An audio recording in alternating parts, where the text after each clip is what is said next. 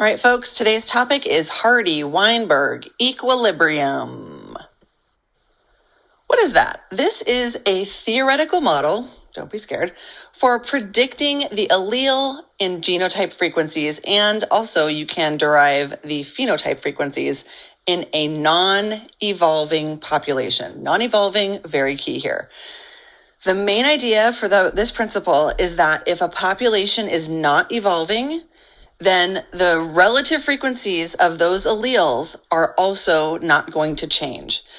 When we were doing the bunny lab, we looked at the allele frequencies and we saw how they changed in response to that selection pressure. Here we're saying there are no factors that are causing evolution to occur, and therefore we expect those allele frequencies to stay stagnant. That state of stagnant allele frequencies is called genetic equilibrium, sometimes also called Hardy-Weinberg equilibrium. Here's the thing. In order for genetic equilibrium to happen, we need to have some very specific, very unlikely things to all be happening at the same time. And here they are. You have to have a large population because, of course, it's smaller populations that are much more vulnerable to the effects of genetic drift. You have to have random mating, so no behaviors or appearance factors can draw a potential mate to one individual over another. You have to have no gene flow into or out of the population because, of course, if individuals join the population or leave it, that's going to change the allele frequencies within that population. You can't have any selection because if an allele provides an advantage, of course, then those individuals are going to be more likely to survive and reproduce, and it will become more common. And finally, no mutations because, of course, mutations will change the DNA, changing the alleles as well. Is this likely? I'm sure when you see this list, your understanding is that it is not likely. So that takes us to our next thought. So why are we doing this at all if it's so unlikely and uncommon to be meeting all of those criteria? What value is it to us to make calculations based on these assumptions, etc.?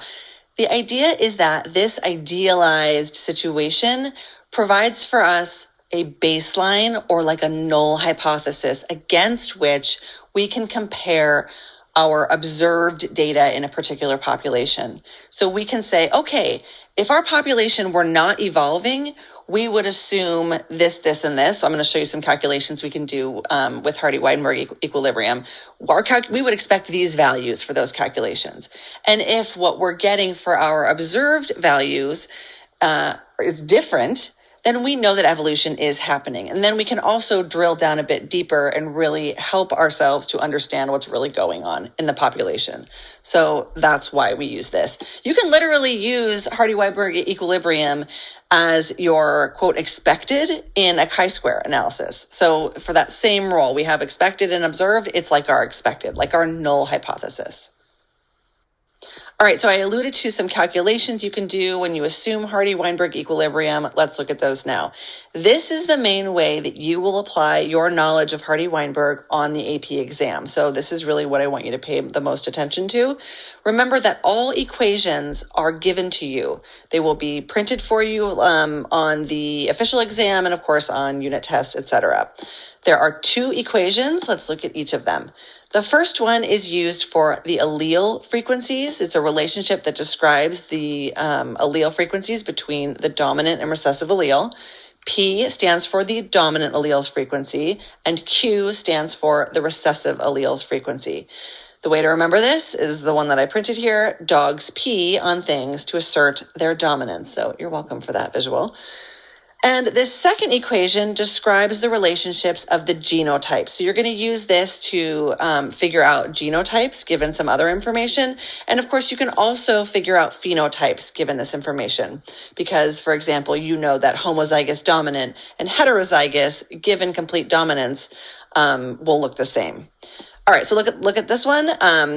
P squared plus 2pq plus q squared equals 1. It looks scary, but it kind of makes sense. So P squared is the frequency of homozygous dominant. What does that look like in a genotype? It looks like 2 dominant alleles, or like big A, big A. Well, P stands for the dominant allele, right? So we're going to have 2 P's, P squared, for our homozygous dominant. For this middle one, this represents the frequency of the heterozygote.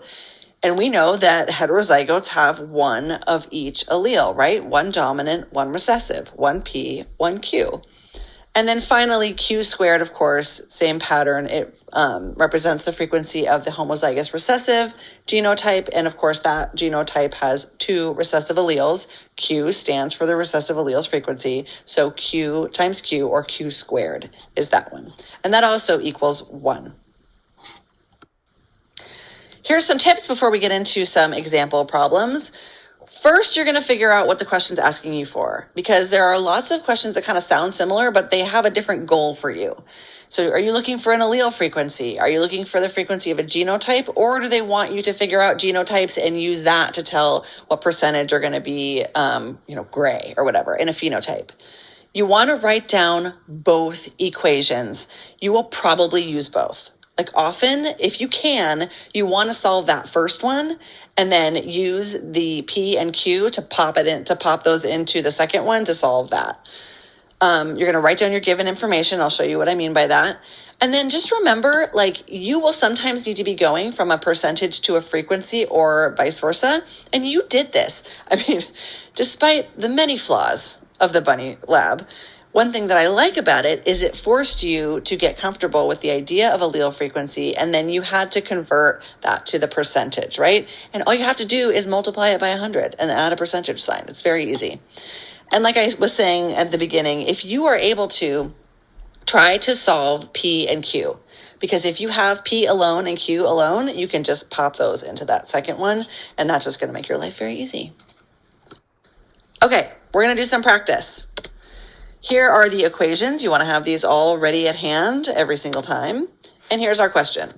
You have sampled a population at equilibrium and found that 36% are homozygous recessive, or little a. What is the frequency of the dominant, big A, and the recessive, little a alleles? What are the frequencies? I think there's a grammar problem there, but that's wrong class. Sorry about that. Okay, so let's write down our given.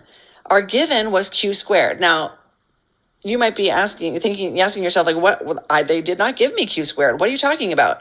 Remember, what is Q squared?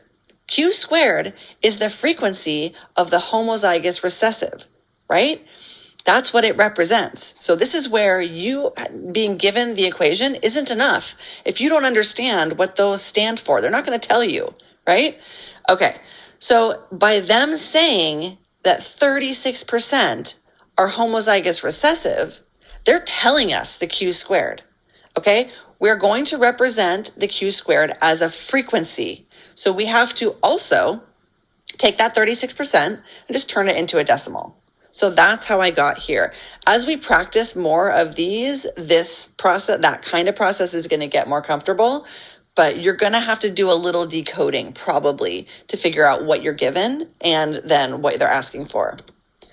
Okay, so the general goal is to see if we can solve for P and Q using that first equation, P plus Q equals 1. So let's see if we can do that. Well, we can easily solve for Q, right? We were given Q squared is 0.36. So all we have to do is take the square root of that.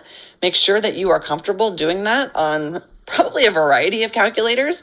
Find that square root button, and the answer is 0.6. So we've already solved for Q.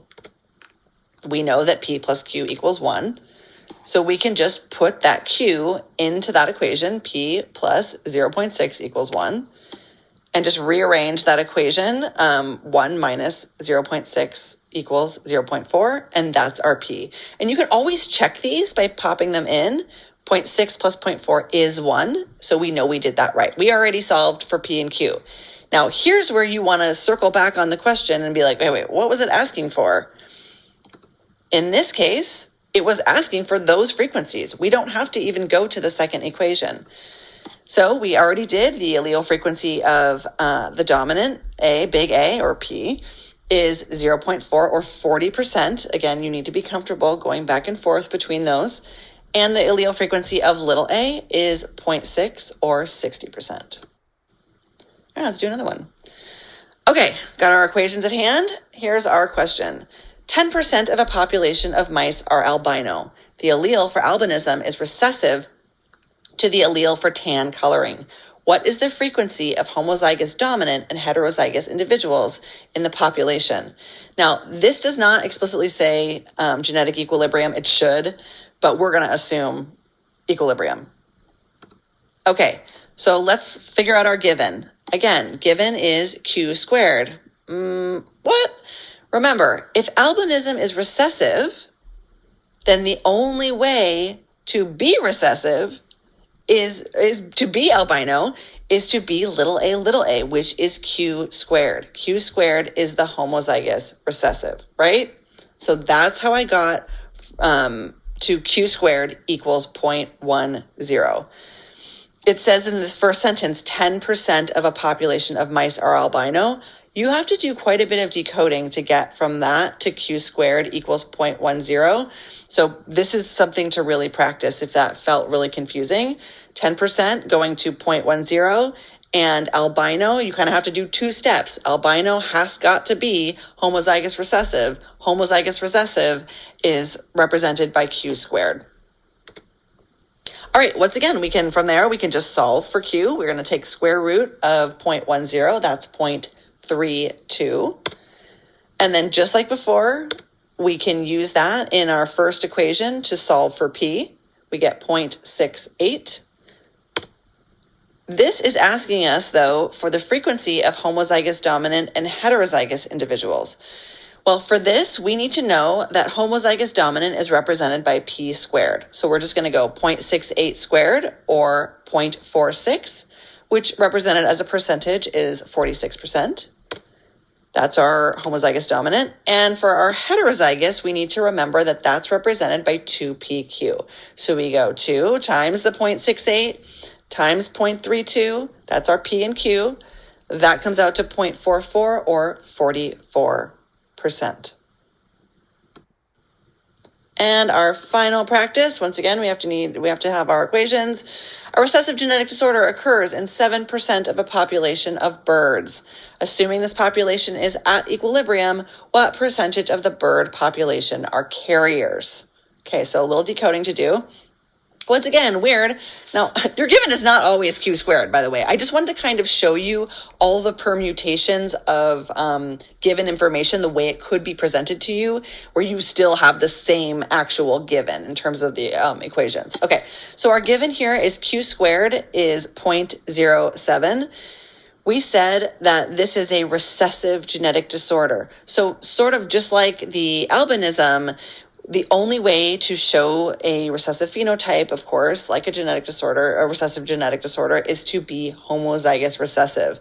It said 7%. We are going to convert that into a decimal. That's how I got from the wording into Q squared equals 0.07. Once again, we're going to just take the square root of 0.07 to find our Q, which is 0.26. And I bet this is seeming more easy for you now. We're just going to pop it into our equation, rearrange a bit, and end up with a P of 0.74. Let's go circle back on our question and figure out what were they exactly asking for. It says they want to know the percentage of the bird population that are carriers. That's not a genotype. So what is the genotype of a carrier? You may remember from our genetics unit that to be a carrier, you have to be a heterozygote because essentially you're hiding that recessive allele. It's being shielded by your dominant allele. So carriers are heterozygotes, and we know that heterozygotes are represented by 2PQ in these equations. So we just pop those in. We have P and Q. We just go 2 times 0.74 times 0.26, and that's 0.38 or 38%. And I just want to remind you, you can always check your work here. P squared plus 2PQ plus Q squared, just pop those in.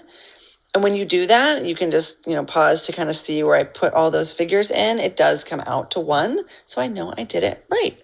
All right, great job, guys. We will do more practice on this in class, of course. I will see you soon. Bye.